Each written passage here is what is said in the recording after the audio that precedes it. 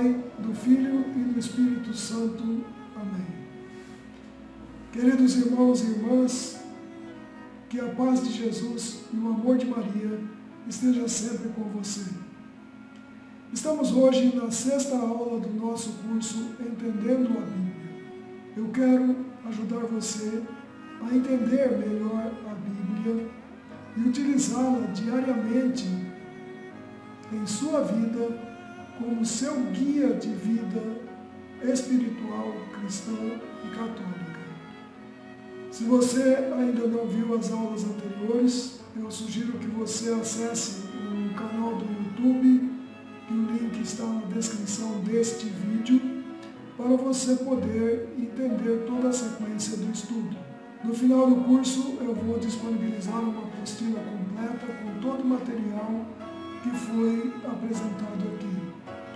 Acompanhe diariamente as aulas e aprenda a entender e praticar a palavra de Deus em sua vida. Hoje iniciamos com o estudo de como a Bíblia está dividida e em que língua ela foi escrita. A Bíblia se divide em duas grandes partes: o Antigo Testamento, abreviado AT, e o Novo Testamento, abreviado NT. O Antigo Testamento é formado por 46 livros escritos antes de Cristo.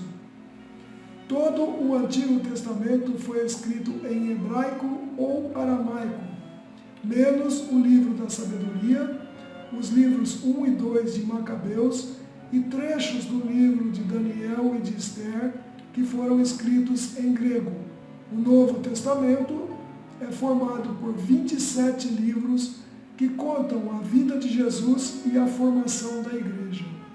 O Novo Testamento foi escrito em grego, menos o Evangelho de São Mateus, que foi escrito em aramaico. Portanto, a Bíblia é formada por 73 livros, sendo 46 livros no Antigo Testamento e 27 livros no Novo Testamento. Lembrando o que eu falei na aula de ontem, Bíblia é uma coleção de livros, plural de biblos, que era o nome dado aos rolos de papiro. O hebraico era uma língua do povo hebreu ou povo de Deus, e era especialmente um idioma religioso. O aramaico era uma língua usada no meio diplomático, e no tempo de Jesus já não se usava mais o hebraico e sim o aramaico.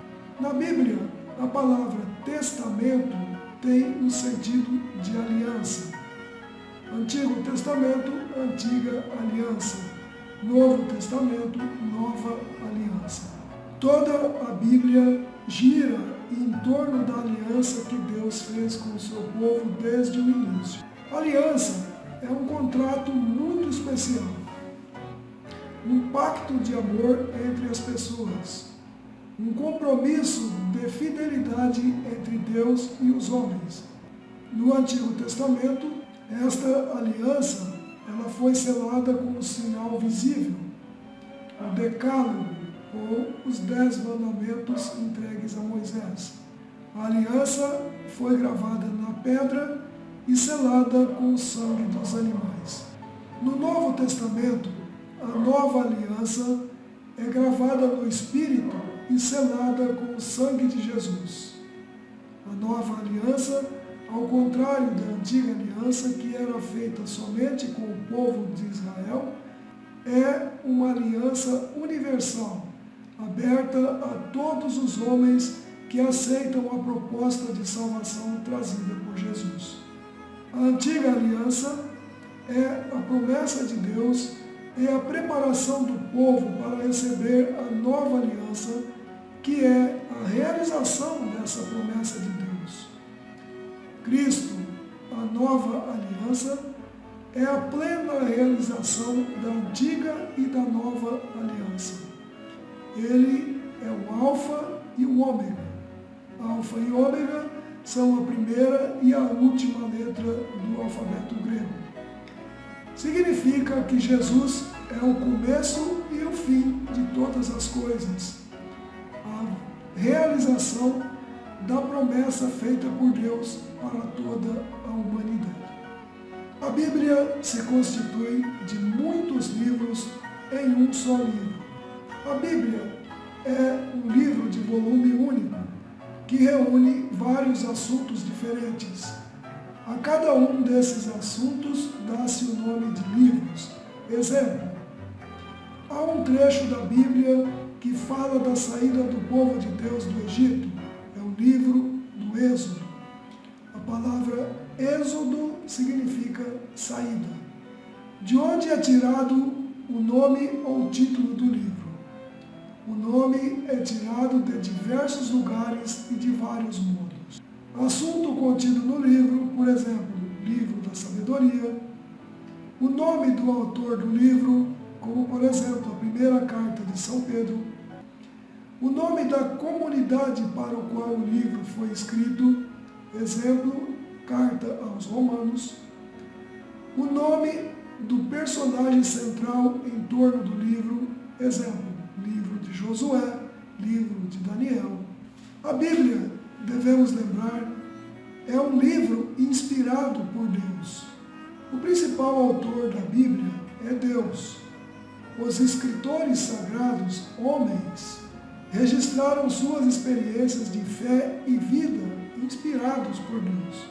Antes desses livros serem registrados, tradição escrita, tais experiências eram passadas oralmente de geração em geração, que é chamada a tradição oral.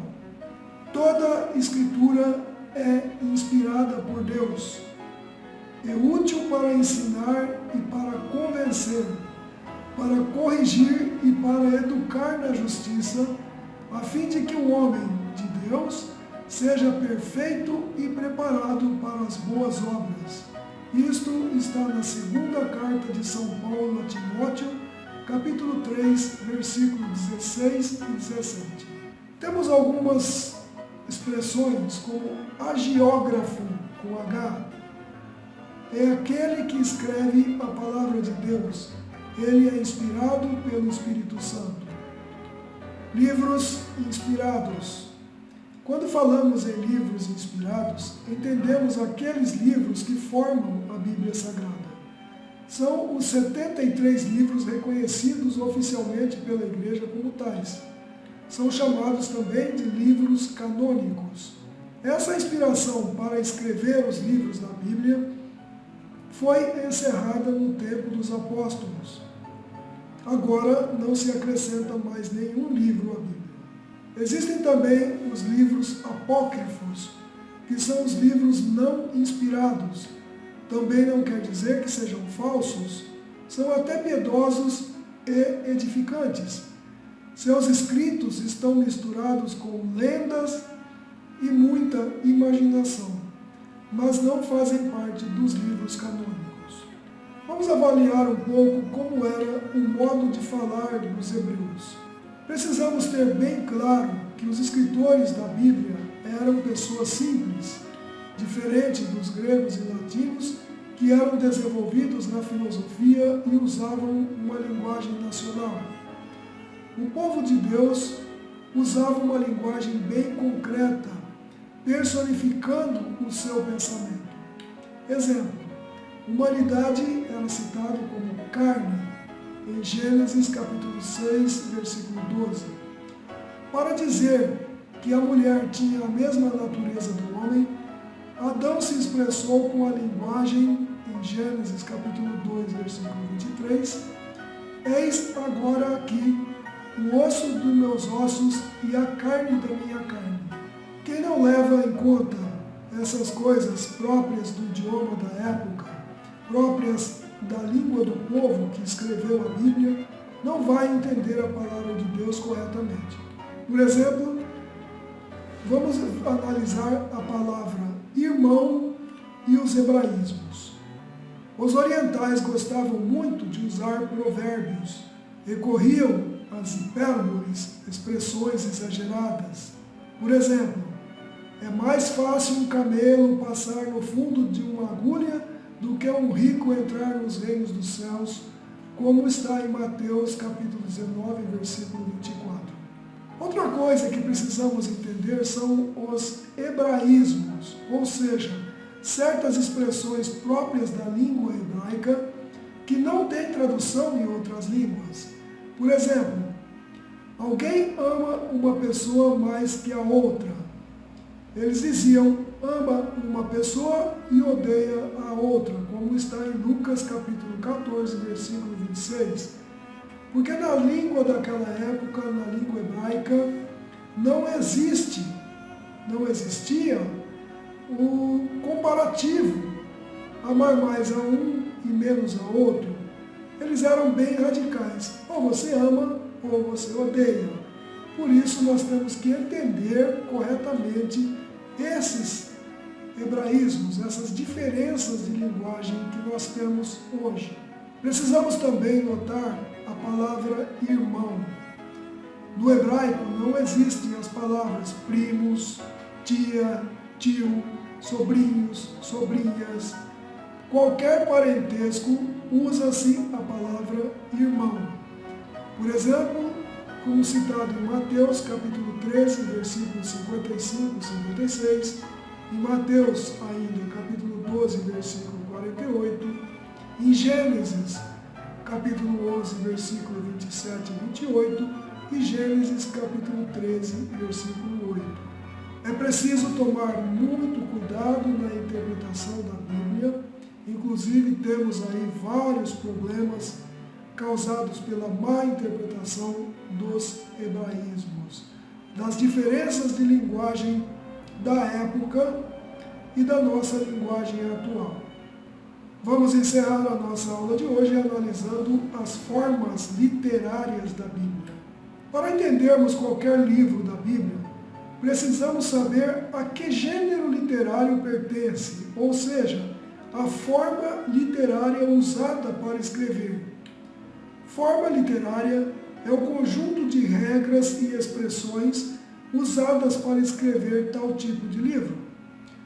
Os gêneros literários que se encontram na Bíblia são os seguintes: tratados religiosos, com aparência de narração histórica, apresentam verdades religiosas. Não podem ser entendidos como história propriamente dita. Por exemplo, os capítulos de Gênesis de 1 a 11. Outra forma literária é história popular. É quando se mistura um pouco da história verdadeira com elementos de fantasia. Trata-se de um modo de ensinar a religião. Histórias descritivas é um outro gênero que possui uma finalidade religiosa, mas os personagens e fatos são todos verdadeiros, documentados pela história.